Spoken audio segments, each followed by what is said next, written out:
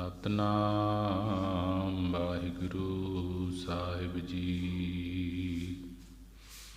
ਆਸਾ ਮਹੱਲਾ ਪਹਿਲਾ। ਆਖਾਂ ਜੀਵਾਂ ਬਿਸਰੈ ਮਰ ਜਾਓ, ਆਖਣ ਔਖਾ ਸਾਚਾ ਨਾਉ। ਆਖਾਂ ਜੀਵਾਂ ਬਿਸਰੈ ਮਰ ਜਾਓ, ਆਖਣ ਔਖਾ ਸਾਚਾ ਨਾਉ। ਸਾਚੇ ਨਾਮ ਕੀ ਲਾਗੈ ਭੂਖ, ਤਿਤ ਭੂਖੈ ਖਾਏ ਚੱਲੀ ਅਹ ਦੁਖ।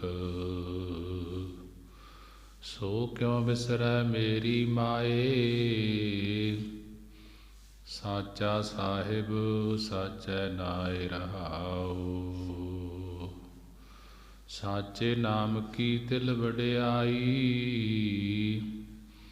ਆਖ ਥੱਕੇ ਕੀਮਤ ਨਹੀਂ ਪਾਈ। ਜੇ ਸਭ ਮਿਲ ਕੈ ਆਖਣ ਪਾਹੇ, ਵੱਡਾ ਨਾ ਹੋਵੈ ਘਾਟ ਨਾ ਜਾਏ। ਨਾ ਉਹ ਮਰੈ ਨਾ ਹੋਵੈ ਸੋਗ, ਦਿੰਦਾ ਰਹੈ ਨਾ ਚੁਕੈ ਭੋਗ। ਗੁਣ ਇਹੋ ਹੋਰ ਨਾਹੀ ਕੋਏ, ਨਾ ਕੋ ਹੋਆ ਨਾ ਕੋ ਹੋਏ। ਜੇਵੜ ਆਪ ਤੇਵੜ ਤੇਰੀ ਦਾਤ, ਜਿਨ ਦਿਨ ਕਰ ਕੈ ਕੀਤੀ ਰਾਤ। ਖਾਸਮ ਬਿਸਾਰਹਿ ਤੇ ਕਮ ਜਾਤ, ਨਾਨਕ ਨਾਵੈ ਬਾਝ ਸਨਾਤ। ਖਾਸਮ ਬਿਸਾਰਹਿ ਤੇ ਕਮ ਜਾਤ, ਨਾਨਕ ਨਾਵੈ ਬਾਝ ਸਨਾਤ। ਵਾਹਿਗੁਰੂ ਜੀ ਕਾ ਖਾਲਸਾ, ਵਾਹਿਗੁਰੂ ਜੀ ਕੀ ਫਤਿਹ।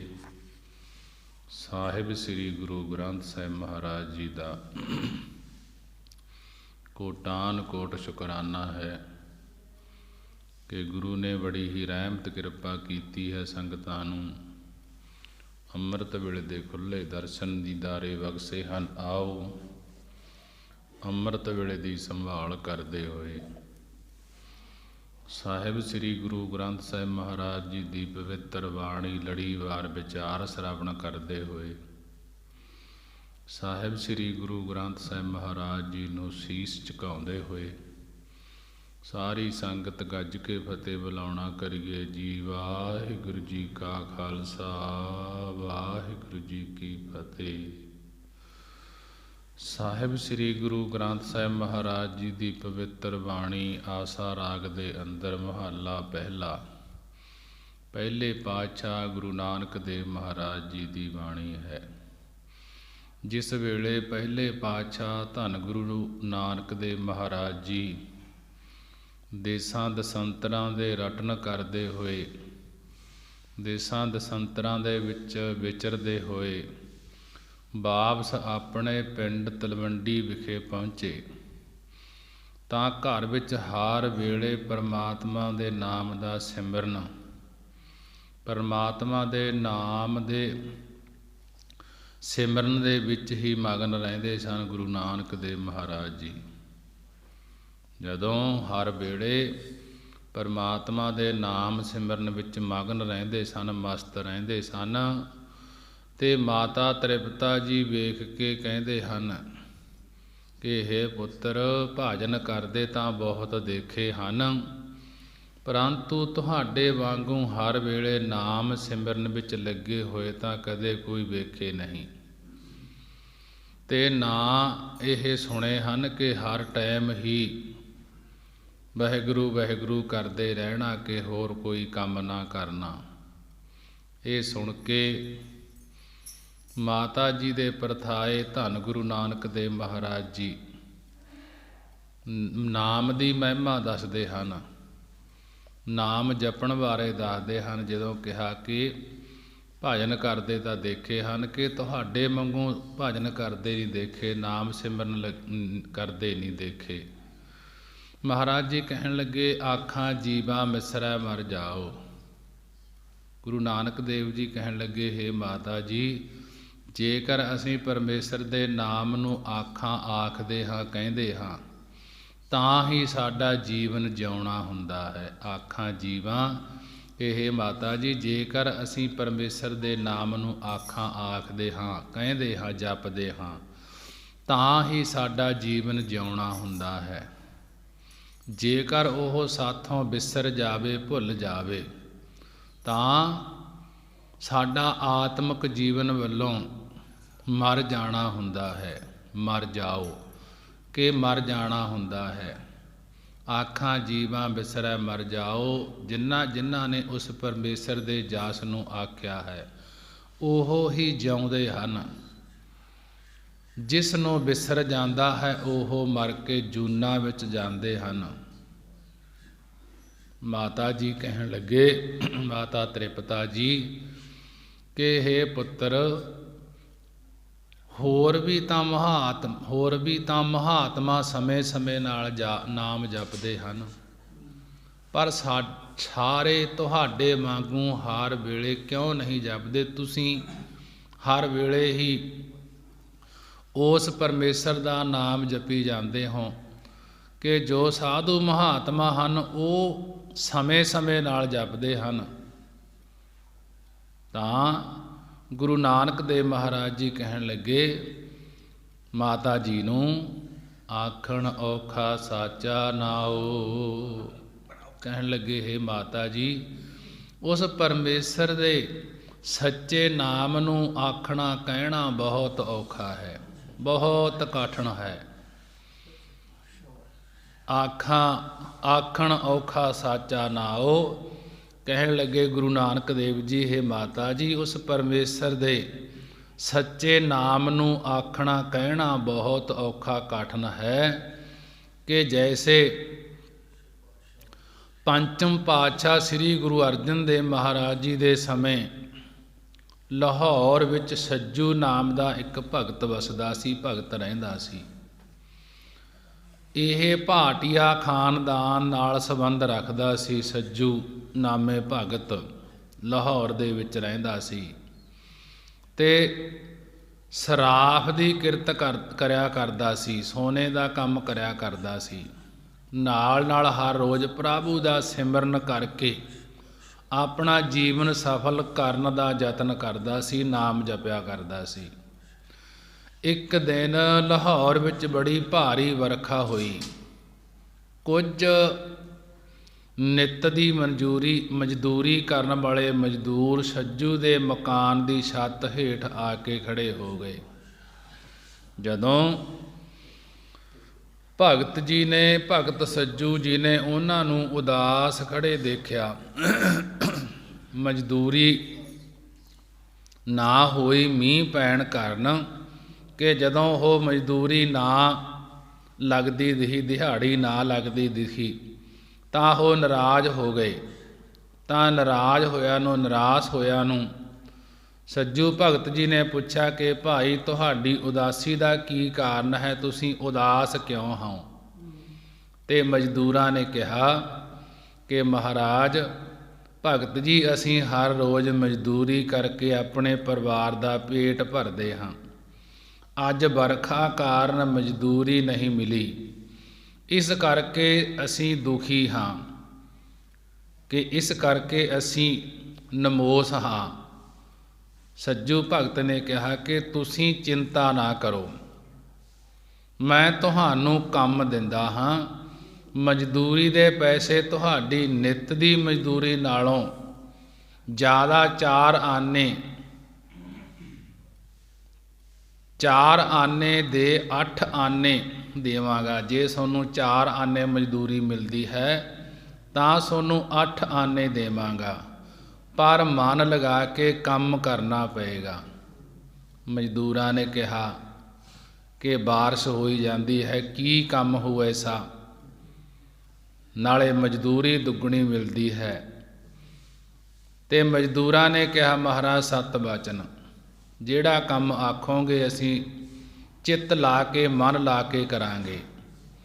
ਭਗਤ ਸੱਜੂ ਜੀ ਨੇ ਉਹਨਾਂ ਨੂੰ ਇੱਕ ਇੱਕ ਮਾਲਾ ਦੇ ਕੇ ਵੱਖਰੇ ਵੱਖਰੇ ਬਿਠਾ ਦਿੱਤਾ ਤੇ ਪਰਮੇਸ਼ਰ ਦਾ ਨਾਮ ਜਪਣ ਲਈ ਕਿਹਾ। ਕੁਝ ਕੁ ਸਮਾਂ ਜਪਦੇ ਰਹੇ, ਫਿਰ ਇੱਧਰ ਉੱਧਰ ਤੱਕਣ ਲੱਗ ਗਏ। ਬਿਰਤੀ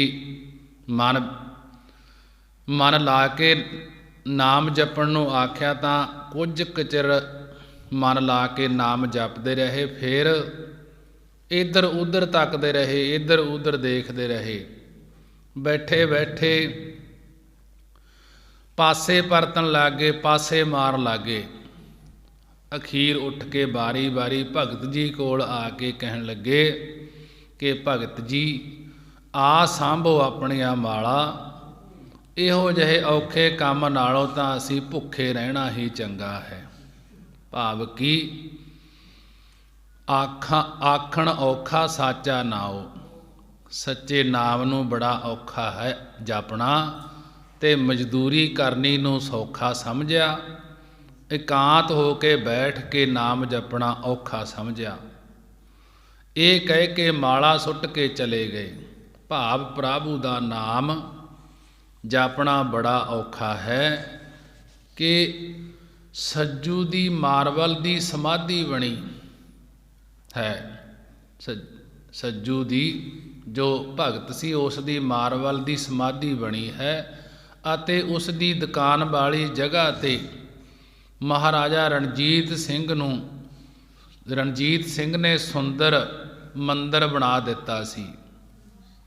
ਇਸ ਦੇ ਚਵਾਰੇ ਤੋਂ ਹੀ ਪੰਜਾਬੀ 'ਚ ਕਹਾਵਤ ਪ੍ਰਚਲਿਤ ਹੋਈ ਹੈ ਕਿ ਜੋ ਸੁਖ ਸੱਜੂ ਦੇ ਚਵਾਰੇ, ਨਾ ਬਲਖ ਨਾ ਬਖਾਰੇ।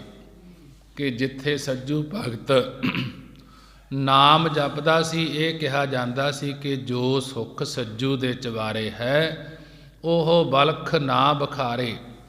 ਕਿ ਵੱਡੇ ਵੱਡੇ ਸ਼ਹਿਰ ਕਹੇ ਗਏ ਸੀ, ਉਹਨਾਂ ਦੇ ਵਿੱਚ ਵੀ ਸੁੱਖ ਨਹੀਂ ਮੰਨਿਆ ਜਾਂਦਾ।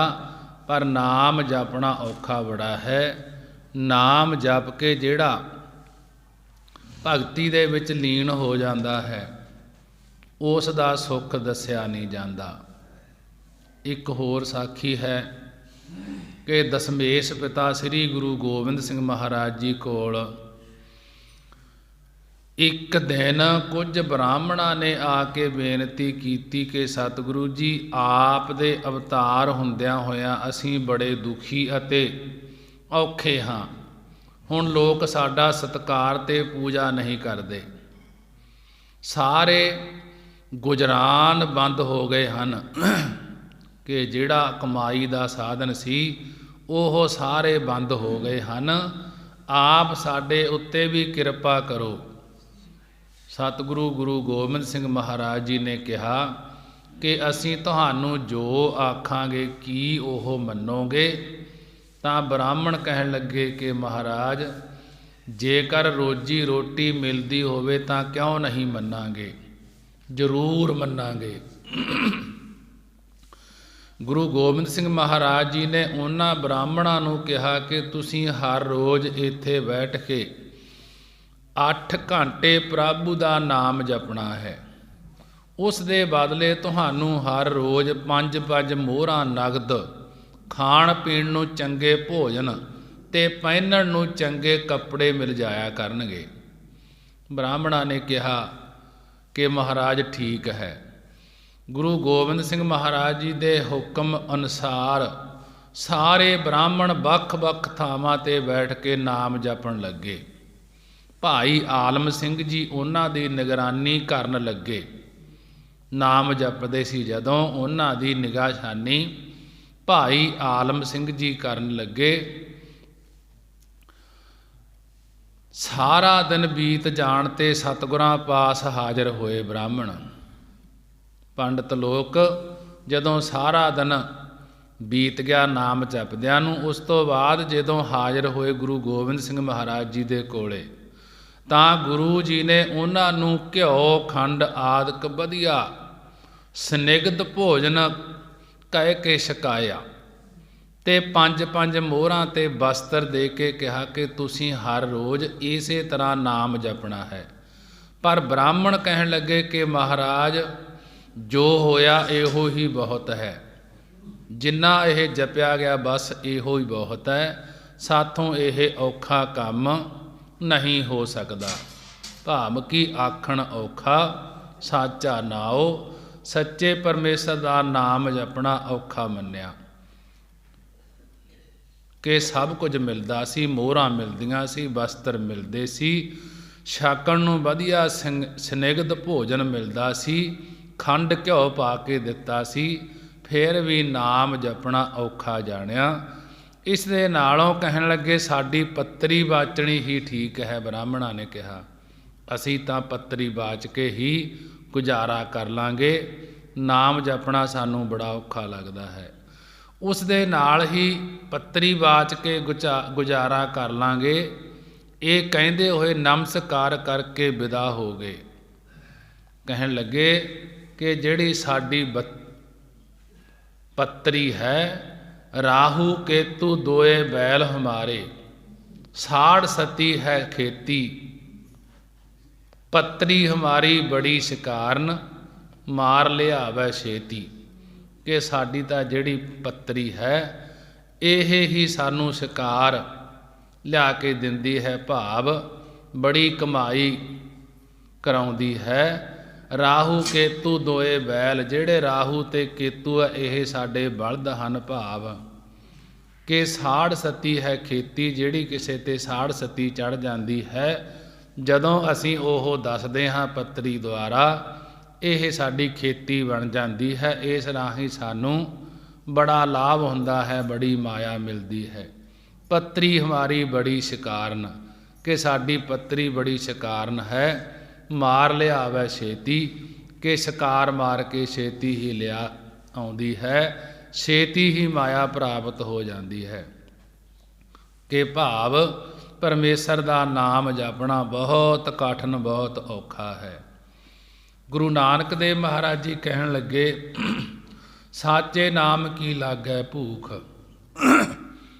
ਮਾਤਾ ਜੀ ਨੂੰ ਕਹਿਣ ਲੱਗੇ ਹੇ ਮਾਤਾ ਜੀ, ਜੇਕਰ ਹਿਰਦੇ ਵਿੱਚ ਪਰਮੇਸ਼ਰ ਦੇ ਸੱਚੇ ਨਾਮ ਜਪਣ ਦੀ ਭੁੱਖ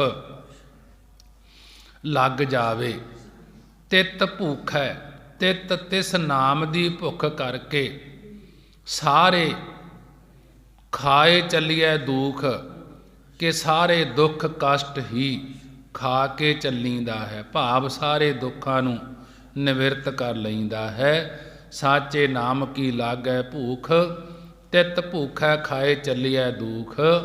ਮਹਾਰਾਜ ਜੀ ਕਹਿਣ ਲੱਗੇ ਹੇ ਮਾਤਾ ਜੀ, ਜੇਕਰ ਹਿਰਦੇ ਵਿੱਚ ਪਰਮੇਸ਼ਰ ਦੇ ਸੱਚੇ ਨਾਮ ਜਪਣ ਦੀ ਭੁੱਖ ਲੱਗ ਜਾਵੇ, ਤਿਸ ਨਾਮ ਦੀ ਭੁੱਖ ਕਰਕੇ ਸਾਰੇ ਦੁੱਖ ਸਾਰੇ ਕਸ਼ਟ ਜਿਹੜੇ ਹਨ ਉਹ ਚਲੇ ਜਾਂਦੇ ਹਨ। ਭਾਵ ਸਾਰੇ ਦੁੱਖਾਂ ਦੀ ਨਿਵਰਤੀ ਹੋ ਜਾਂਦੀ ਹੈ। ਸੋ ਕਿਉ ਵਿਸਰੈ ਮੇਰੀ ਮਾਏ। ਗੁਰੂ ਨਾਨਕ ਦੇਵ ਮਹਾਰਾਜ ਜੀ ਕਹਿਣ ਲੱਗੇ ਹੇ ਮੇਰੀ ਮਾਏ, ਸਾਡੀ ਸਤਿਕਾਰਯੋਗ ਮਾਤਾ ਜੀ, ਫਿਰ ਉਹ ਪਰਮੇਸ਼ਰ ਸਾਨੂੰ ਕਿਹੜੀ ਗੱਲੋਂ ਭੁੱਲ ਜਾਣਾ ਚਾਹੀਦਾ ਹੈ, ਭਾਵ ਨਹੀਂ ਭੁੱਲਣਾ ਚਾਹੀਦਾ। ਉਸ ਨੂੰ ਕਿਉਂ ਭੁਲਾਈਏ ਕਿ ਜਿਸ ਪਰਮੇਸ਼ਰ ਦੇ ਨਾਮ ਜਪਣ ਦੇ ਨਾਲ ਸਾਰੀ ਭੁੱਖ ਲੈ ਜਾਂਦੀ ਹੈ ਤੇ ਸਾਰੇ ਦੁੱਖ ਕਸ਼ਟ ਨਿਵਰਤ ਹੋ ਜਾਂਦੇ ਹਨ। ਕਿ ਫਿਰ ਉਸ ਪਰਮੇਸ਼ਰ ਦੇ ਨਾਮ ਨੂੰ ਕਿਹੜੀ ਗੱਲੋਂ ਭੁੱਲ ਜਾਵੇ, ਭਾਵ ਉਸ ਨੂੰ ਕਿਉਂ ਭੁਲਾਈਏ। ਸਾਚਾ ਸਾਹਿਬ ਸਾਚਾ ਨਾਏ, ਜਿਹੜਾ ਸੱਚੇ ਪਰਮੇਸ਼ਰ ਪਾਤਸ਼ਾਹ ਮਾਲਕ ਹੈ, ਜਿਸ ਦਾ ਨਾਮ ਵੀ ਸੱਚਾ ਹੈ, ਕਿ ਉਸ ਪਰਮੇਸ਼ਰ ਦੀ ਸਿਫਤ ਸਲਾਹ ਕਰਨੀ ਚਾਹੀਦੀ ਹੈ। ਸਾਚੇ ਨਾਮ ਕੀ ਤਿਲ ਵਡਿਆਈ, ਆਖ ਥੱਕੇ ਕੀਮਤ ਨਹੀਂ ਪਾਈ। ਗੁਰੂ ਨਾਨਕ ਦੇਵ ਮਹਾਰਾਜ ਜੀ ਕਹਿਣ ਲੱਗੇ ਹੇ ਮਾਤਾ ਜੀ, ਪਰਮੇਸ਼ਰ ਦੇ ਸੱਚੇ ਨਾਮ ਦੀ ਜਿਹੜੀ ਤਿਲ ਕਣ ਮਾਤਰ ਵੀ ਵਡਿਆਈ ਮਹਿਮਾ ਹੈ, ਉਸ ਨੂੰ ਆਖ ਕਰਕੇ ਕਹਿ ਕਰਕੇ ਬੜੇ ਬੜੇ ਵਿਦਵਾਨ ਪੰਡਿਤ ਸੇਖ ਨਾਗ ਆਦਿਕ ਵਰਗੇ ਥੱਕ ਗਏ ਹਨ, ਪਰੰਤੂ ਕੀਮਤ ਨਹੀਂ ਪਾਈ। ਪਰੰਤੂ ਉਸ ਦੇ ਸੱਚੇ ਨਾਮ ਦੀ ਕੀਮਤ ਕਦਰ ਕਿਸੇ ਨੇ ਨਹੀਂ ਪਾਉਣਾ ਕੀਤੀ। ਸਾਚੇ ਨਾਮ ਕੀ ਤਿਲ ਵਡਿਆਈ, ਆਖ ਥੱਕੇ ਕੀਮਤ ਨਹੀਂ ਪਾਈ। ਕਹਿਣ ਲੱਗੇ ਗੁਰੂ ਨਾਨਕ ਦੇਵ ਮਹਾਰਾਜ ਜੀ, ਹੇ ਮਾਤਾ ਜੀ, ਪਰਮੇਸ਼ਰ ਦੇ ਸੱਚੇ ਨਾਮ ਦੀ ਜਿਹੜੀ ਤਿਲ ਮਾਤਰ ਵਡਿਆਈ ਮਹਿਮਾ ਹੈ, ਉਸ ਨੂੰ ਕਹਿ ਕਰਕੇ ਬੜੇ ਵਿਦਵਾਨ ਪੰਡਤ ਸੇਖ ਨਾਗ ਹਜ਼ਾਰਾਂ ਮੂੰਹਾਂ ਵਾਲੇ ਕਿ ਥੱਕ ਗਏ ਹਨ, ਪਰੰਤੂ ਕੀਮਤ ਨਹੀਂ ਪਾਈ ਉਸ ਸੱਚੇ ਨਾਮ ਦੀ ਕੀਮਤ ਕਾਦਰ ਕਿਸੇ ਨੇ ਨਹੀਂ ਪਾਉਣਾ ਕੀਤੀ। ਜੇ ਸਭ ਮਿਲ ਕੇ ਆਖਣ ਪਾਹੇ, ਵੱਡਾ ਨਾ ਹੋਵੇ ਘਾਟ ਨਾ ਜਾਏ।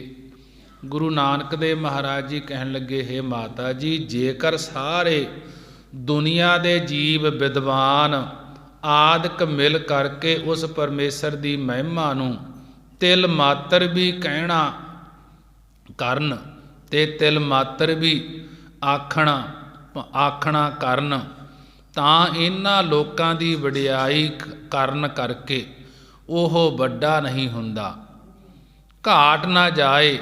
ਅਤੇ ਬੇਪਰੀਤ ਤੇ ਨਿੰਦਿਆ ਵਾਲੇ ਵਚਨ ਕਹਿਣ ਨਾਲ ਉਹ ਘਾਟ ਨਹੀਂ ਜਾਂਦਾ। ਜੇ ਸਭ ਮਿਲ ਕੇ ਆਖਣ ਪਾਹੇ, ਵੱਡਾ ਨਾ ਹੋਵੇ ਘਾਟ ਨਾ ਜਾਏ।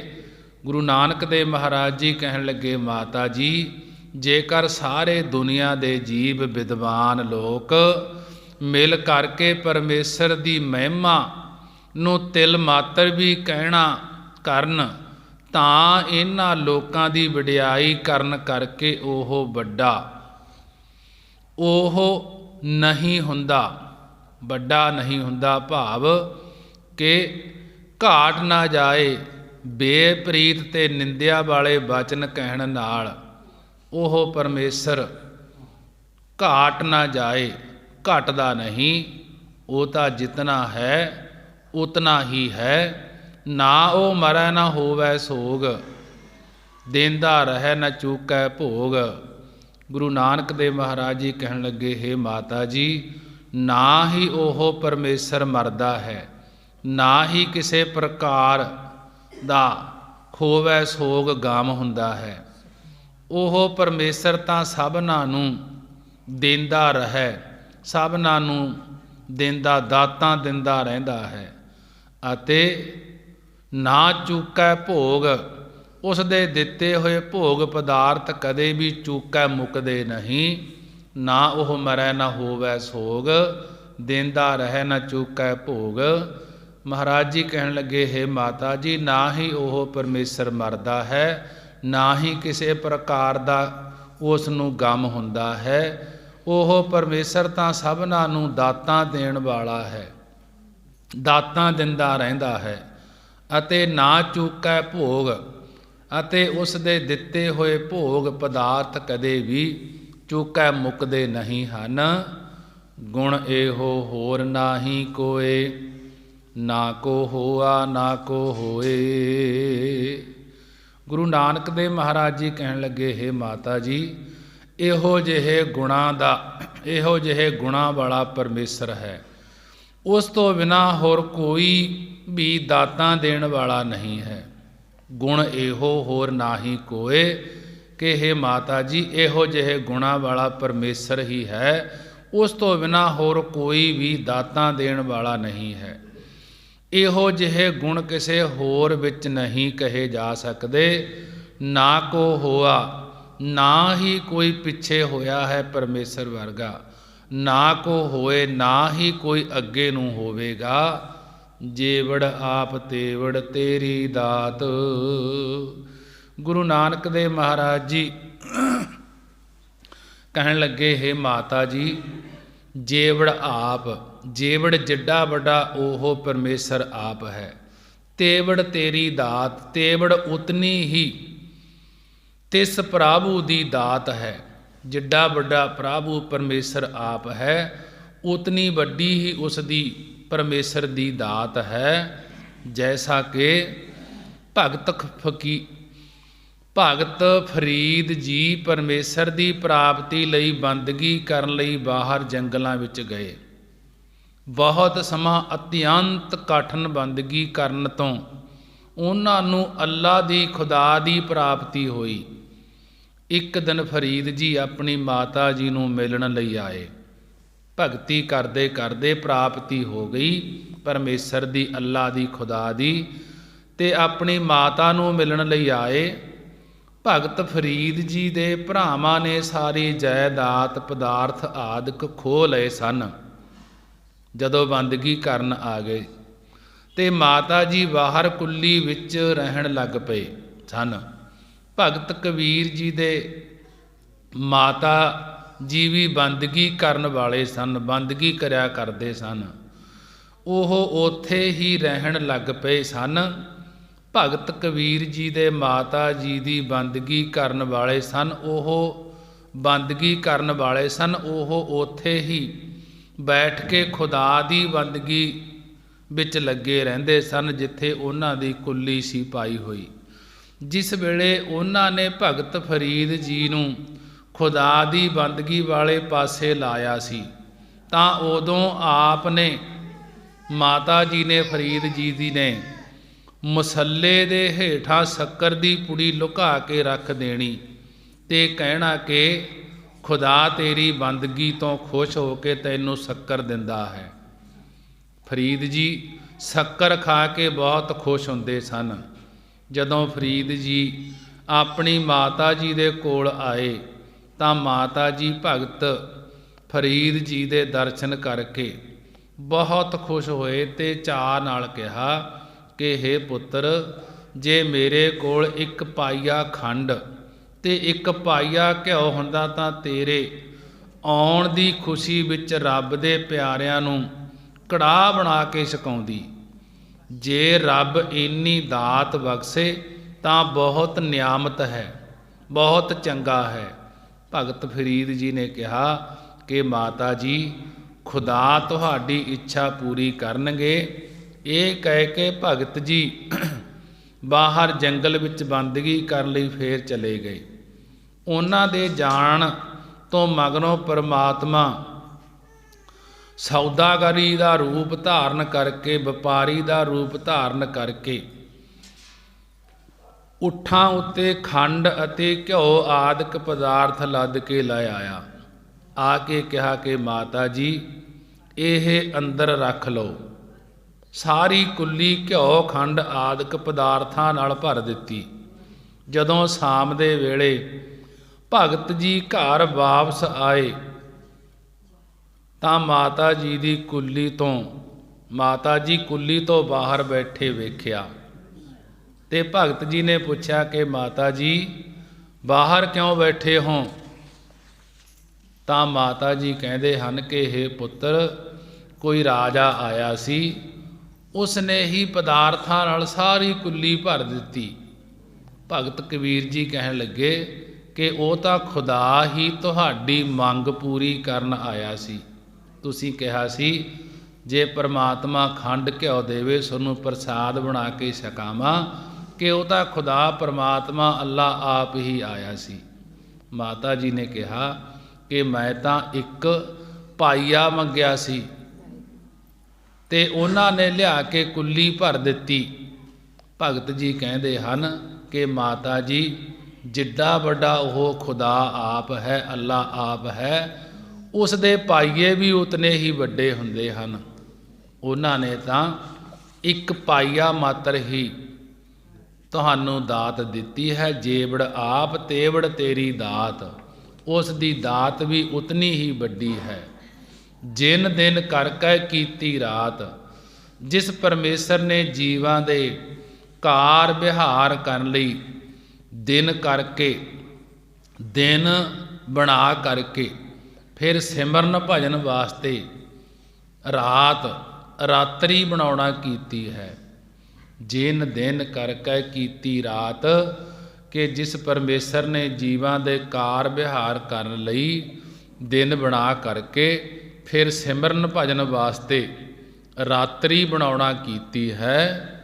ਖਾਸਮ ਵਿਸਾਰਹਿ ਤੇ ਕਮ ਜਾਤ, ਜਦੋਂ ਪਰਮੇਸ਼ਰ ਨੇ ਕਾਰ ਵਿਹਾਰ ਕਰਨ ਵਾਸਤੇ ਦਿਨ ਬਣਾ ਦਿੱਤੇ, ਸਿਮਰਨ ਵਾਸਤੇ ਰਾਤ ਬਣਾ ਦਿੱਤੀ।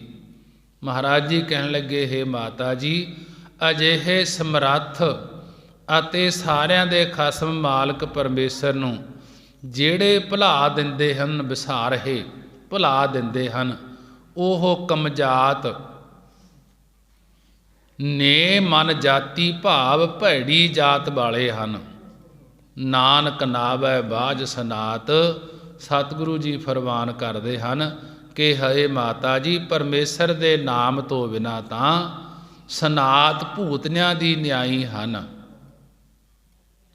ਕਿ ਮੁੰਬਈ ਭਾਵ ਬੰਬਈ ਦੇ ਇਲਾਕੇ ਵਿੱਚ ਸਨਾਤ ਇੱਕ ਜਾਤ ਦਾ ਨਾਮ ਹੈ, ਜਿਨ੍ਹਾਂ ਦੀ ਰੋਟੀ ਆਦ ਭੰਗੀ ਵੀ ਨਹੀਂ ਖਾਂਦੇ। ਇਉਂ ਜਿਹੜੇ ਨਾਮ ਨਹੀਂ ਜਪਦੇ ਉਹ ਨਾਮ ਵਿਹੂਣੇ ਇਹਨਾਂ ਵਰਗੇ ਨੀਵੀਂ ਜਾਤੀ ਵਾਲੇ ਸਨਾਤ ਕਿਹਾ ਹੈ। ਕਿ ਇਸੇ ਸ਼ਬਦ ਦਾ ਅੰਤਰੀਵ ਭਾਵ ਹੈ, ਆਖਾਂ ਜੀਵਾਂ ਬਿਸਰੈ ਮਰ ਜਾਓ, ਆਖਣ ਔਖਾ ਸਾਚਾ ਨਾਓ। ਕਿ ਇਹ ਭਾਈ, ਜਿਨ੍ਹਾਂ ਨੇ ਪਰਮੇਸ਼ਰ ਦੇ ਨਾਮ ਨੂੰ ਆਖਿਆ ਹੈ ਭਾਵ ਜਪਿਆ ਹੈ, ਉਹ ਜੀਵਨ ਮੁਕਤ ਹੋ ਗਏ ਹਨ। ਅਤੇ ਜਿਨ੍ਹਾਂ ਨੂੰ ਬਿਸਰੈ ਭੁੱਲ ਗਿਆ ਹੈ, ਉਹ ਮਰ ਕਰਕੇ ਜੂਨਾਂ ਵਿੱਚ ਜਾਂਦੇ ਹਨ। ਦੂਸਰੀ ਪੰਗਤੀ 99 ਕਰਕੇ ਕਿ ਜਿਹੜੇ ਉਸ ਸੱਚੇ ਪਰਮੇਸ਼ਰ ਦੇ ਨਾਮ ਨੂੰ ਆਖਦੇ ਹਨ, ਉਹ ਮੁੜ ਔਖੇ ਨਹੀਂ ਹੁੰਦੇ, ਭਾਵ ਜੰਮਣ ਮਰਨ ਦੀਆਂ ਔਖਿਆਈਆਂ ਤੋਂ ਰਹਿਤ ਹੋ ਕੇ ਮੁਕਤ ਹੋ ਜਾਂਦੇ ਹਨ। ਸਾਚੇ ਨਾਮ ਕੀ ਲਾਗੈ ਭੂਖ, ਤਿਤ ਭੂਖੈ ਖਾਏ ਚੱਲੀ ਇਹ ਦੂਖ। ਜਿਨ੍ਹਾਂ ਜਗਿਆਸੂ ਜਨਾਂ ਦੇ ਹਿਰਦੇ ਵਿੱਚ ਪਰਮੇਸ਼ਰ ਦੇ ਸੱਚੇ ਨਾਮ ਦੀ ਆਸਾ ਰੂਪੀ ਭੁੱਖ ਲੱਗ ਜਾਂਦੀ ਹੈ, ਤਿਸ ਆਸਾ ਰੂਪੀ ਭੁੱਖ ਕਰਕੇ ਜਿਹੜੇ ਅਨੇਕਾਂ ਪ੍ਰਕਾਰ ਦੇ ਸੰਸਾਰੀ ਜੀਵਾਂ ਨੂੰ ਖਾਣ ਵਾਲੇ ਦੁੱਖ ਹਨ, ਭਾਵ ਨਾਸ ਕਰਨ ਵਾਲੇ ਹਨ, ਉਹਨਾਂ ਜਗਿਆਸੂ ਜਨਾਂ ਵਿੱਚ ਇਹ ਸਾਰੇ ਦੁੱਖ ਲੈ ਹੋ ਜਾਂਦੇ ਹਨ, ਭਾਵ ਨਾਸ ਹੋ ਜਾਂਦੇ ਹਨ। ਉਹ ਇਹਨਾਂ ਦੁੱਖਾਂ ਨੂੰ ਅਭਾਵ ਕਰਕੇ ਸੱਚਖੰਡ ਵਿੱਚ ਚਲੇ ਜਾਂਦੇ ਹਨ। ਸੋ ਕਿਉ ਬਿਸਰੈ ਮੇਰੀ ਮਾਏ, ਸਾਚਾ ਸਾਹਿਬ ਸਾਚੈ ਨਾਇ ਰਹਾਉ। ਜਗਿਆਸੂ ਨੇ ਪ੍ਰਸ਼ਨ ਕੀਤਾ ਕਿ ਮਹਾਰਾਜ, ਉਹ ਪਰਮੇਸ਼ਰ ਜੀਵਾਂ ਨੂੰ ਕਿਸ ਲਈ ਭੁੱਲ ਗਿਆ ਹੈ? ਤਾਂ ਕਹਿੰਦੇ ਹਨ ਕਿ ਮਾਇਆ ਦੀ ਮੇਰ ਕਰਕੇ ਭੁੱਲ ਗਿਆ ਹੈ। ਸੋ ਕਿਉ ਬਿਸਰੈ ਮੇਰੀ ਮਾਏ। ਜਗਿਆਸੂ ਨੇ ਪ੍ਰਸ਼ਨ ਕੀਤਾ ਕਿ ਮਹਾਰਾਜ, ਉਹ ਪਰਮੇਸ਼ਰ ਜੀਵਾਂ ਨੂੰ ਕਿਸ ਲਈ ਭੁੱਲ ਗਿਆ ਹੈ? ਤਾਂ ਕਹਿੰਦੇ ਕਿ ਮੇਰੀ ਮਾਇਆ ਦੀ ਮੇਰ ਕਰਕੇ ਭੁੱਲ ਗਿਆ ਹੈ। ਉਹ ਸੱਚਾ ਤ੍ਰੈ ਕਾਲ ਅਬਾਦ ਰੂਪ ਹੈ, ਮਾਇਆ ਬਿਰਤੀ ਦੁਆਰਾ ਸਭਨਾਂ ਦਾ ਮਾਲਕ ਹੈ। ਉਸ ਦੀ ਪ੍ਰਾਪਤੀ ਸੱਚੇ ਨਾਮ ਦੇ ਜਪਣ ਕਰਕੇ ਹੀ ਹੁੰਦੀ ਹੈ। ਸਾਚੇ ਨਾਮ ਕੀ ਤਿਲ ਵਡਿਆਈ, ਆਖ ਤੱਕੇ ਕੀਮਤ ਨਹੀਂ ਪਾਈ। ਸਰੂਪ ਲਖਣ ਰੂਪ ਸੱਚੇ ਪਰਮੇਸ਼ਰ ਦੀ ਕਣ ਮਾਤਰ ਵੀ ਵਡਿਆਈ ਮਹਿਮਾ ਨਾਮ ਪ੍ਰਸਿੱਧ ਹੈ। ਭੇਦਵਾਦੀ ਲੋਕ ਸ਼ਕਤੀ ਬਿਰਤੀ ਦੁਆਰਾ ਕਹਿ ਕਰਕੇ ਥੱਕ ਗਏ ਹਨ, ਪਰੰਤੂ ਸਰੂਪ ਲਖਣਾਂ ਦੀ ਕੀਮਤ ਕਿਸੇ ਕੋਲੋਂ ਵੀ ਨਹੀਂ ਪਾਈ ਗਈ। ਜੇ ਸਭ ਮਿਲ ਕੇ ਆਖਣ ਪਾਹੇ, ਵੱਡਾ ਨਾ ਹੋਵੇ ਘਾਟ ਨਾ ਜਾਏ। ਜੇਕਰ ਸਾਰੇ ਭੇਦਵਾਦੀ ਲੋਕ ਮਿਲ ਕਰਕੇ ਸ਼ਕਤੀ ਬਿਰਤੀ ਦੁਆਰਾ ਉਸ ਪਰਮੇਸ਼ਰ ਨੂੰ ਆਖਣ ਪਾਹੇ, ਭਾਵ ਪਾਉਣ, ਭਾਵ ਕਹਿਣ ਕਿ ਅਸੀਂ ਕਥਨ ਕਰ ਸਕਦੇ ਹਾਂ, ਤਾਂ ਨਹੀਂ ਕਥਨ ਕਰ ਸਕਦੇ। ਜੇਕਰ ਸਾਰੇ ਅਧਿਕਾਰੀ ਜਗਿਆਸੂ ਜਨ ਗੁਰੂ ਜੀ ਨਾਲ ਮਿਲ ਕਰਕੇ ਪਰਮੇਸ਼ਰ ਨੂੰ ਆਖਣਾ ਪਾਉਣ, ਤਾਂ ਉਹ ਮੁਕਤ ਹੋ ਜਾਣਗੇ। ਜੇ ਨਾਮ ਜਪਣ, ਉਹ ਮੁਕਤ ਹੋ ਜਾਣਗੇ। ਫਿਰ ਉਹ ਕਦੇ ਵੱਡੇ ਭਾਵ ਮਰਦੇ ਨਹੀਂ, ਅਚਰਜ ਰੂਪ ਹੋ ਜਾਣਗੇ ਅਤੇ ਮਰ ਕਰਕੇ ਜੂਨਾ ਰੂਪੀ ਘਾਟੇ ਵਿੱਚ ਨਹੀਂ ਜਾਣਗੇ। ਨਾ ਉਹ ਮਰੈ ਨਾ ਹੋਵੈ ਸੋਗ, ਦੇਂਦਾ ਰਹੇ ਨਾ ਚੂਕੈ ਭੋਗ। ਫਿਰ ਉਹ ਅਧਿਕਾਰੀ ਜਦੋਂ ਬ੍ਰਹਮ ਬੇਤਾ ਆਤਮ ਸਰੂਪ ਹੋ ਗਿਆ ਤਦੋਂ ਨਾ ਉਹ ਕਦੇ ਮਰਦਾ ਹੈ, ਅਤੇ ਨਾ ਹੀ ਫਿਕਰਾਂ ਰੂਪੀ ਸੰਸਾਰ ਉਹਨਾਂ ਨੂੰ ਵਿਆਪਦਾ ਹੈ। ਉਹ ਬ੍ਰਹਮ ਵੇਤਾ ਅਧਿਕਾਰੀ ਜਨਾਂ ਨੂੰ ਬ੍ਰਹਮ ਗਿਆਨ ਦਾ ਉਪਦੇਸ਼ ਦਿੰਦਾ ਹੀ ਰਹਿੰਦਾ ਹੈ, ਤੇ ਉਹਨਾਂ ਨੂੰ ਬ੍ਰਹਮਾਨੰਦ ਰੂਪੀ ਦਿੱਤਾ ਹੋਇਆ ਭੋਗ ਪਦਾਰਥ ਕਦੇ ਵੀ ਚੁੱਕਦਾ ਭਾਵ ਨਿਵਰਤ ਨਹੀਂ ਕਰਦਾ। ਗੁਣ ਇਹੋ ਹੋਰ ਨਾਹੀ ਕੋਏ, ਨਾ ਕੋ ਹੋਆ ਨਾ ਕੋ ਹੋਏ। ਇਸ ਪ੍ਰਕਾਰ ਦੇ ਗੁਣ ਬ੍ਰਹਮ ਗਿਆਨੀਆਂ ਵਿੱਚ ਹਨ। ਉਹਨਾਂ ਤੋਂ ਬਿਨਾਂ ਹੋਰ ਕੋਈ ਗਿਆਨ ਦੇਣ ਵਾਲਾ ਨਹੀਂ ਹੈ। ਅਜਿਹੇ ਬ੍ਰਹਮ ਗਿਆਨੀ ਸੱਤ ਪੁਰਖਾਂ ਵਰਗਾ ਨਾ ਕੋਈ ਪਿੱਛੇ ਹੋਇਆ ਸੀ ਤੇ ਨਾ ਹੀ ਕੋਈ ਅਗਾਂਹ ਨੂੰ ਹੋਵੇਗਾ। ਜੇਵੜ ਆਪ ਤੇਵੜ ਤੇਰੀ ਦਾਤ, ਜਿਸ ਦਿਨ ਕਰਕੇ ਕੀਤੀ ਰਾਤ।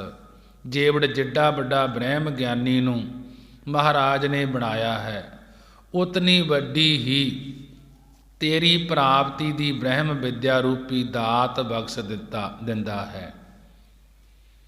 ਜਿਨ੍ਹਾਂ ਬ੍ਰਹਮ ਵੇਤਿਆਂ ਨੇ ਜਗਿਆਸੂ ਦੇ ਹਿਰਦੇ ਵਿੱਚ ਬ੍ਰਹਮ ਗਿਆਨ ਰੂਪੀ ਦਿਨ ਚੜ੍ਹਾ ਕਰਕੇ ਅਵਿਦਿਆ ਰੂਪੀ ਰਾਤ ਅਭਾਵ ਕਰ ਦਿੱਤੀ ਹੈ, ਖਤਮ ਕਰ ਦਿੱਤੀ ਹੈ।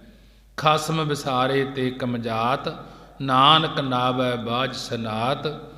ਕਿ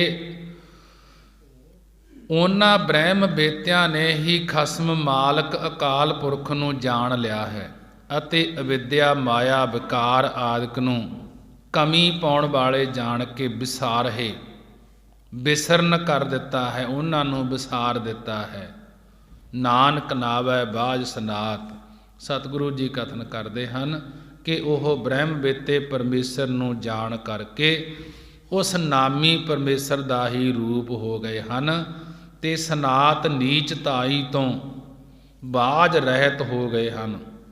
ਭੂਤਨਿਆਂ ਦੀ ਜਿਹੜੀ ਸ੍ਰਿਸ਼ਟੀ ਹੈ, ਇਸ ਵਿੱਚ ਆਉਣ ਜਾਣ ਤੋਂ ਬਗੈਰ ਹਨ ਉਹ, ਜਿਹੜੇ ਪਰਮੇਸ਼ਰ ਦਾ ਨਾਮ ਜਪ ਕੇ ਪਰਮੇਸ਼ਰ ਦਾ ਰੂਪ ਹੋਏ ਹਨ। ਆਸਾ ਮਹੱਲਾ ਪਹਿਲਾ। ਜੇ ਦਰ ਮੰਗਤ ਕੂਕ ਕਰੇ, ਮਹਿਲੀ ਖਸਮ ਸੁਣੇ। ਭਾਵੈ ਧੀਰਕ ਭਾਵੈ ਧੱਕੇ, ਏਕ ਬੜਾਈ ਦੇ। ਗੁਰੂ ਨਾਨਕ ਦੇਵ ਮਹਾਰਾਜ ਜੀ ਦੀ ਬਾਣੀ ਹੈ।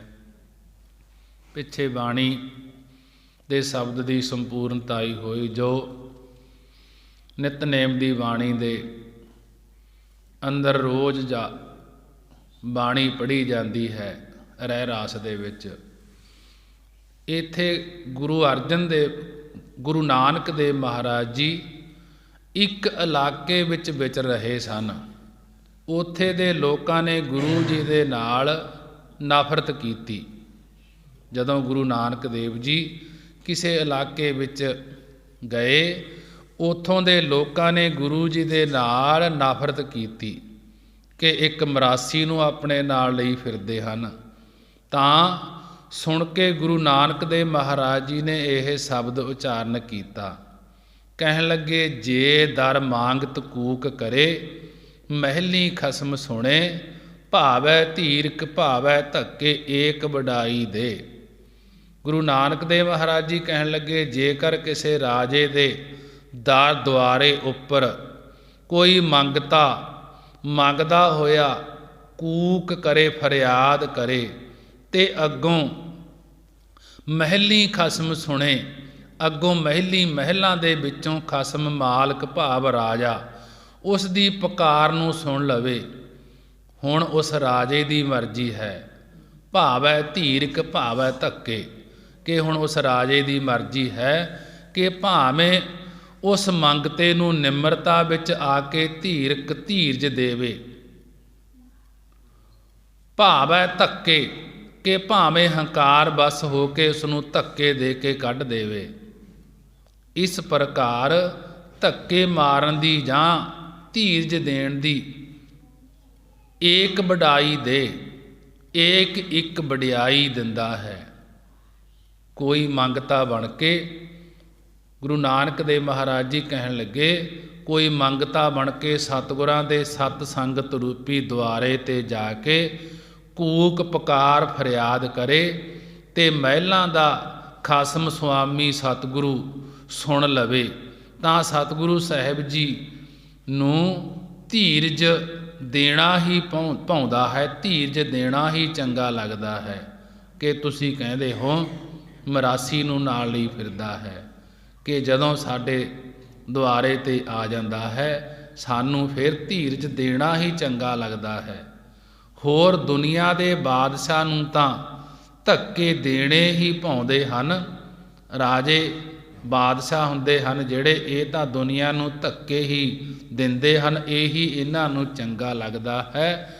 ਪਰੰਤੂ ਸਤਿਗੁਰੂ ਜੀ ਉਸ ਨੂੰ ਇੱਕ ਅੰਮ੍ਰਿਤ ਨਾਮ ਦੀ ਵਡਿਆਈ ਦੇ ਦਿੰਦੇ ਹਨ, ਜਿਹੜੇ ਸਤ ਸੰਗ ਰੂਪੀ ਦੁਆਰੇ 'ਤੇ ਆਉਂਦੇ ਹਨ। ਗੁਰੂ ਜੀ ਪਰਖਣ ਵਾਸਤੇ ਭਾਵੇਂ ਧੀਰਜ ਦੇਣ, ਭਾਵੇਂ ਧੱਕੇ ਦੇਣ, ਕਿ ਅਸੀਂ ਨਹੀਂ ਤੈਨੂੰ ਸੰਭਾਲਣਾ। ਇਉਂ ਜੇ ਕੌਤਕ ਕਰ ਲੈਣ, ਪਰ ਫਿਰ ਵੀ ਆਪਣੇ ਸਿੱਖਾਂ ਨੂੰ ਇੱਕ ਨਾਮ ਦੀ ਵਡਿਆਈ ਬਖਸ਼ ਦਿੰਦੇ ਹਨ। ਜਾਣਹੁ ਜੋਤ ਨਾ ਪੁੱਛੋ ਜਾਤੀ, ਆਗੈ ਜਾਤ ਨਾ ਹੈ। ਗੁਰੂ ਨਾਨਕ ਦੇਵ ਮਹਾਰਾਜ ਜੀ ਕਹਿਣ ਲੱਗੇ, ਹੈ ਭਾਈ, ਸਾਰਿਆਂ ਜੀਵਾਂ ਵਿੱਚ ਉਸ ਪਰਮੇਸ਼ਰ ਦੀ ਜੋਤੀ ਨੂੰ ਹੀ ਜਾਣਨਾ ਕਰੋ।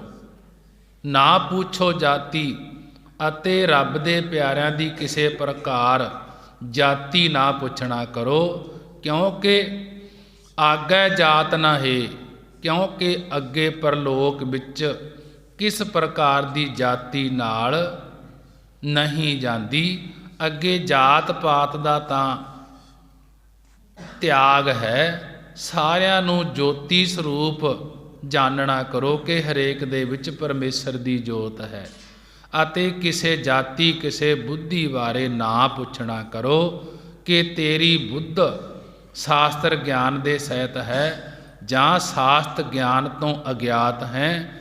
ਅੱਗੇ ਦਰਗਾਹ ਵਿੱਚ ਤਾਂ ਕਿਸੇ ਦੀ ਜਾਤ, ਕਿਸੇ ਦੀ ਬੁੱਧੀ ਦੀ ਸਿਆਣਪ ਆਦਿਕ ਨਹੀਂ ਜਾਂਦੀ। ਰਹਾਉ ਵਿਸ਼ਰਾਮ ਦੇ ਕੇ ਅੱਗੇ ਗੁਰੂ ਨਾਨਕ ਦੇਵ ਮਹਾਰਾਜ ਜੀ ਕਥਨ ਕਰਦੇ ਹਨ, ਆਪ ਕਰਾਏ ਆਪ ਕਰੇ, ਆਪ ਉਲਾਮਹਿ ਚਿੱਤ ਧਰੇ। ਕਿ ਆਪ ਹੀ ਪਰਮੇਸ਼ਰ ਗੁਰਾਂ ਦੁਆਰਾ ਉਪਦੇਸ਼ ਕਰਾਉਂਦਾ ਹੈ, ਤੇ ਆਪ ਹੀ ਸਿੱਖ ਬਣ ਕੇ ਉਪਦੇਸ਼ ਦੀ ਕਮਾਈ ਕਰਦਾ ਹੈ। ਸਤਿਗੁਰੂ ਜੀ ਆਪ ਹੀ ਸਿੱਖਾਂ ਦੇ ਪਾਸੋਂ ਨਿਸ਼ਕਾਮ ਕਰਮਾਂ ਨੂੰ ਕਰਾਉਂਦਾ ਹੈ, ਤੇ ਆਪ ਹੀ ਸਿੱਖਾਂ ਨੂੰ ਬ੍ਰਹਮ ਗਿਆਨ ਦੇਣਾ ਕਰਦੇ ਹਨ।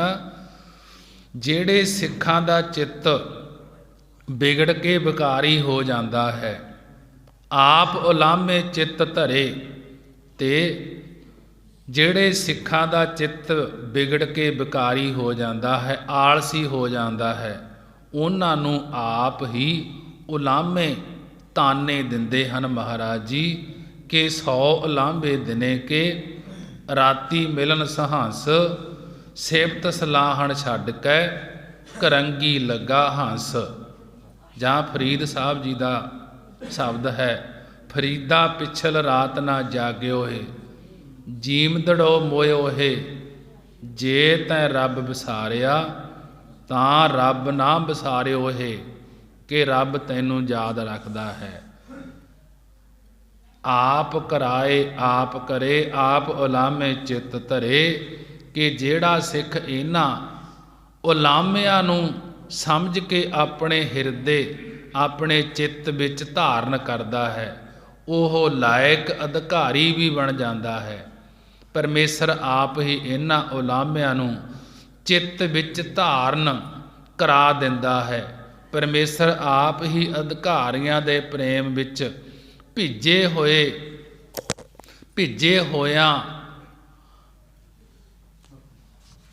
ਹੋਇਆਂ ਬਾਚਨਾ ਬੇਨਤੀਆਂ ਰੂਪੀ ਉਲਾਮਿਆਂ ਨੂੰ ਸੁਣ ਕੇ ਆਪ ਹੀ ਉਹਨਾਂ ਦੇ ਚਿੱਤ ਵਿੱਚ ਆਪ ਹੀ ਜੋਤ ਨੂੰ ਧਰ ਕੇ ਨਿਵਾਰਨ ਤੇ ਗਿਆਨ ਬਖਸ਼ ਦਿੰਦਾ ਹੈ। ਜਾਂ ਤੂੰ ਕਰਨਹਾਰ ਕਰਤਾਰ, ਕਿਆ ਮੁਹਤਾਜੀ ਕਿਆ ਸੰਸਾਰ। ਹੇ ਪ੍ਰਭੂ, ਜਦੋਂ ਤੁਸੀਂ ਸੰਸਾਰ ਨੂੰ ਪੈਦਾ ਕਰਨਹਾਰ ਕਰਨ ਵਾਲੇ ਆਪ ਹੋ ਅਤੇ ਤੁਹਾਡੇ ਹੱਥਾਂ ਵਿੱਚ ਸਾਰਿਆਂ ਦੀ ਰੋਜੀ ਰੂਪ ਪਰਾਲਬਧ ਰੂਪ ਜ਼ਿੰਦਗੀ ਰੂਪ ਧਾਰ ਹੈ। ਕਿਆ ਮੁਹਤਾਜੀ ਕਿਆ ਸੰਸਾਰ, ਤਾਂ ਫਿਰ ਸਾਨੂੰ ਕਿਸੇ ਦੀ ਕੀ ਮੁਹਤਾਜੀ ਖੁਸ਼ਾਮਦ ਕਰਨ ਦੀ ਲੋੜ ਹੈ, ਅਤੇ ਸੰਸਾਰ ਅਤੇ ਜਗਤ ਸਾਡਾ ਕੀ ਵਿਗਾੜ ਸਕਦਾ ਹੈ। ਸੰਸਾਰ ਦਾ ਕੀ ਦੁੱਖ ਹੈ, ਭਾਵ ਕੁਝ ਵੀ ਨਹੀਂ। ਆਪ ਉਪਾਏ ਆਪੇ ਦੇ, ਆਪੇ ਦੁਰਮਤ ਮਨ ਹੀ ਕਰੇ। ਪਰਮੇਸ਼ਰ ਆਪ ਹੀ ਸੰਸਾਰ ਨੂੰ ਉਪਾਏ ਪੈਦਾ ਕਰਦਾ ਹੈ ਤੇ ਆਪ ਹੀ ਸਾਰਿਆਂ ਨੂੰ ਆਪੇ ਦੇ ਰੋਜੀ ਦਿੰਦਾ ਹੈ। ਗੁਰੂ ਸਾਹਿਬ ਆਪ ਹੀ ਸਿੱਖ ਦੇ ਹਿਰਦੇ ਵਿੱਚ ਬੈਰਾਗ ਉਤਪੰਨ ਕਰਦੇ ਹਨ, ਪੈਦਾ ਕਰਦੇ ਹਨ ਤੇ ਆਪ ਹੀ ਬ੍ਰਹਮ ਗਿਆਨ ਦੀ ਦਾਤ ਦਿੰਦੇ ਹਨ। ਆਪੇ ਦੁਰਮਤ ਮਨ ਹੀ ਕਰੇ, ਆਪ ਹੀ ਗੁਰੂ ਜੀ ਸਿੱਖਾਂ ਦੀ ਦੁਰਮਤ ਖੋਟੀ ਮਤ ਨੂੰ ਮਨਾ ਭਾਵ ਹਟਾਉਣਾ ਕਰਦੇ ਹਨ। ਗੁਰ ਪ੍ਰਸਾਦ ਬਸੈ ਮਨ ਆਏ, ਦੁੱਖ ਹਨੇਰਾ ਵਿੱਚੋਂ ਜਾਏ। ਸਤਿਗੁਰੂ ਜੀ ਕਿਰਪਾ ਦੁਆਰਾ ਪਰਮੇਸ਼ਰ ਦਾ ਨਾਮ ਕੇ ਉਪਦੇਸ਼ ਜਿਨ੍ਹਾਂ ਦੇ ਹਿਰਦੇ ਵਿੱਚ ਆ ਕੇ ਵਸਦਾ ਹੈ, ਸਤਿਗੁਰੂ ਦੀ ਕਿਰਪਾ ਦੁਆਰਾ ਪਰਮੇਸ਼ਰ ਦਾ ਨਾਮ ਪਰਮੇਸ਼ਰ ਦਾ ਉਪਦੇਸ਼ ਜਿਨ੍ਹਾਂ ਦੇ ਹਿਰਦੇ ਵਿੱਚ ਆ ਕੇ ਵਸਦਾ ਹੈ, ਉਹਨਾਂ ਦੇ ਜੰਮਣ ਮਰਨ ਦਾ ਦੁੱਖ ਹਨੇਰਾ ਵਿੱਚੋਂ ਜਾਏ। ਉਹਨਾਂ ਦੇ ਜੰਮਣ ਮਰਨ ਦਾ ਦੁੱਖ ਕਸ਼ਟ ਤੇ ਅਗਿਆਨਤਾ ਦਾ ਹਨੇਰਾ ਹਿਰਦੇ ਵਿੱਚੋਂ ਚਲਿਆ ਜਾਂਦਾ ਹੈ। ਸੱਚ ਪਿਆਰਾ ਆਪ ਕਰੇ, ਅਵਰੀ ਕੋ ਸਾਚ ਨਾ ਦੇ। ਸਾਚ ਪਿਆਰਾ ਆਪ ਕਰੇ, ਸਤਿਗੁਰੂ ਆਪ ਹੀ ਅਧਿਕਾਰੀਆਂ ਨੂੰ ਕਿਰਪਾ ਦ੍ਰਿਸ਼ਟੀ ਕਰਕੇ ਸਾਚ ਸੱਚੇ ਨਾਮ ਦਾ ਪਿਆਰਾ ਬਣਾਉਣਾ ਕਰਦਾ ਹੈ, ਸੱਚੇ ਨਾਮ ਦਾ ਪਿਆਲਾ ਪਿਆਉਣਾ ਕਰਦਾ ਹੈ। ਪ੍ਰੇਮੀ ਜਾਨ ਅਧਿਕਾਰੀਆਂ ਤੋਂ ਬਿਨਾ ਆਬਰੀ ਕੋ ਸਾਚ ਨਾ ਦੇ, ਕਿ ਪ੍ਰੇਮੀ ਪ੍ਰੇਮ ਕਰਨ ਵਾਲੇ ਸੇਵਕ ਜਨ ਅਧਿਕਾਰੀਆਂ ਤੋਂ ਬਿਨਾ ਆਬਰੀ ਹੋਰਨਾਂ ਨੂੰ ਸੱਚੇ ਨਾਮ ਦੀ ਦਾਤ ਸਤਿਗੁਰੂ ਜੀ ਨਹੀਂ ਦਿੰਦੇ। ਜੋ ਆਬਰੀ ਅਵਰਨ ਵਾਲੇ ਅਗਿਆਨੀ ਪੁਰਸ਼ ਹਨ, ਉਹਨਾਂ ਨੂੰ ਪਰਮੇਸ਼ਰ ਸੱਚੇ ਦੀ ਪ੍ਰਾਪਤੀ ਨਹੀਂ ਦਿੰਦਾ। ਜੇ ਕਿਸੈ ਦੇ ਬਖਾਣੈ ਨਾਨਕ, ਆਗੈ ਪੂਛ ਨਾ ਲੇ। ਜੇ ਕਿਸੈ ਦੇ ਬਖਾਣੈ ਨਾਨਕ, ਸਤਿਗੁਰੂ ਜੀ ਕਥਨ ਕਰਦੇ ਹਨ ਕਿ ਜੇਕਰ ਪਰਮੇਸ਼ਰ ਗੁਰਾਂ ਦੁਆਰਾ ਕਿਸੇ ਨੂੰ ਇਹ ਬਖਸ਼ਿਸ਼ ਦਿੰਦਾ ਹੈ, ਤਾਂ ਅੱਗੇ ਪਰਲੋਕ ਅੱਗੇ ਦਰਗਾਹ ਵਿੱਚ ਉਹਨਾਂ ਦੇ ਕਰਮਾਂ ਦੀ ਪੁੱਛ ਗਿੱਛ ਹਿਸਾਬ ਕਿਤਾਬ ਨਹੀਂ ਲੈਂਦਾ, ਭਾਵ ਸਾਰੇ ਮੁਕਤ ਕਰ ਦਿੰਦਾ ਹੈ। ਜੇ ਕਿਸੈ ਦੇ ਬਖਾਣੈ ਨਾਨਕ, ਆਗੈ ਪੂਛ ਨਾ ਲੇ। ਸਤਿਗੁਰੂ ਜੀ ਕਥਨ ਕਰਦੇ ਹਨ ਕਿ ਜੇਕਰ ਪਰਮੇਸ਼ਰ ਗੁਰਾਂ ਦੁਆਰਾ ਕਿਸੇ ਨੂੰ ਇਹ ਬਖਸ਼ਿਸ਼ ਦਿੰਦਾ ਹੈ ਸੱਚੇ ਨਾਮ ਦੀ, ਤਾਂ ਅੱਗੇ ਪਰਲੋਕ ਵਿੱਚ ਦਰਗਾਹ ਵਿੱਚ ਉਹਨਾਂ ਦੇ ਕਰਮਾਂ ਦੀ ਪੁੱਛ ਗਿੱਛ ਹਿਸਾਬ ਕਿਤਾਬ ਨਹੀਂ ਲੈਂਦੇ, ਭਾਵ ਸਾਰੇ ਮੁਕਤ ਕਰ ਦਿੰਦਾ ਹੈ। ਮਹਾਰਾਜ ਜੀ ਨੇ ਬੜੇ ਹੀ ਵਿਸਥਾਰ ਦੇ ਨਾਲ ਗੁਰਬਾਣੀ ਦੁਆਰਾ ਸੰਗਤਾਂ ਨੂੰ ਉਪਦੇਸ਼ ਕਰਵਾਇਆ ਹੈ। ਗੁਰਬਾਣੀ ਪੜ੍ਹਦਿਆਂ ਤੋਂ, ਵਿਚਾਰਾਂ ਕਰਦਿਆਂ